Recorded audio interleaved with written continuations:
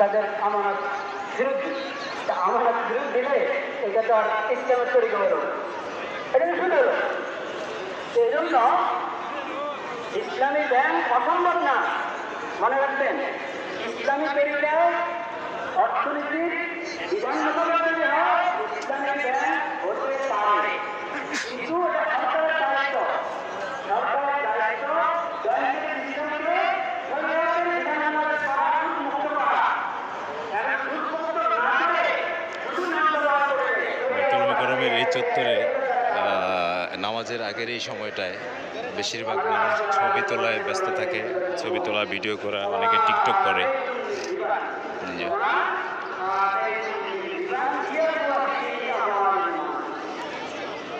সবাই ছবি তুলছে, ভিডিও করছে, টিকটক করছে, অনেক মানুষ আছে।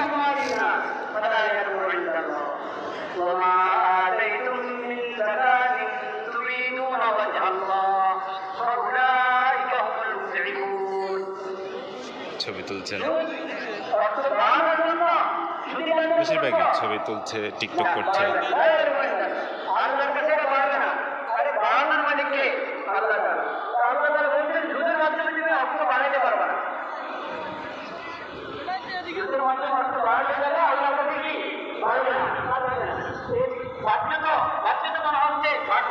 কিন্তু পরে সব তোমাকে আসলে এবং সব কিছু কি আসল সব নিয়ে চাল দিবি, সব শেষে যাবে।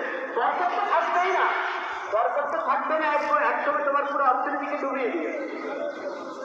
বরকত তো ইয়ামহাকুল্লাহু রিবা ওয়া ইউরবি সাদাকাত, সূরাতুল বাকারাতে আল্লাহ তাআলা বলেছেন ইয়ামহাকুল্লাহু রিবা, আল্লাহ তাআলা সুদকে কি করে দেন? একবারে বরকত শূন্য করে দেন, বরবাদ করে দেন। ওয়া ইউরবি সাদাকাত, তুমি সদকা বাইতুল মোকাররমের সামনের এই চত্বরে এই সময়টায় যাকাত আদায় করো, যাকাত তো বহু তরুণরা আসে বিভিন্ন জায়গা থেকে, তারা ছবি তুলে, সেলফি তুলে, ভিডিও করে, টিকটক করে। সুদ দিয়ে তুমি অর্থনীতি চালনা করতে চাও, অসম্ভব। এটা আল্লাহ হতে দিবেন না, করবেন না। তোমাকে কিছুদিন মনে হবে যে বাড়তেছে, পরে সব একসাথে ঘুরছে, আর বরকত তো পাবেনই না, কখন বরকত তো পাবেই। সেজন্য ভাইরা আমার যাকাতের প্রতি যত্নবান হওয়া এবং সুদ থেকে বাঁচা, আপ্রাণ চেষ্টা করা, খালি চেষ্টা, বাস্তব পদক্ষেপ গ্রহণ করা, এটা জরুরি। আল্লাহকে রাজি করতে চাই, জান্নাত পাইতে চাই, জাহান্নাম থেকে বাঁচতে চাই, আর দেশের অর্থনীতি ভালো করতে চাইলে সুন্দর করতে চাই। আল্লাহ তাআলা সেটা অফিস আমাদের। আবারও বলছি, রমজানের এই শেষ সময়টাকে খুব কাজে লাগানোর চেষ্টা করি। আল্লাহ তাআলা আমাদের তৌফিক দান করেন। ওয়া আখিরু দাওয়ানা আলহামদুলিল্লাহ।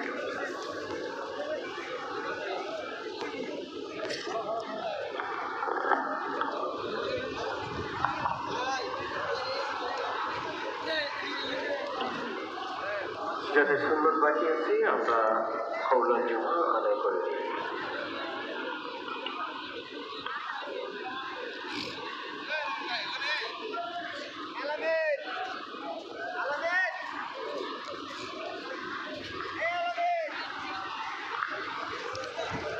সব ছবি তোলায়, সেলফি তোলায় ব্যস্ত।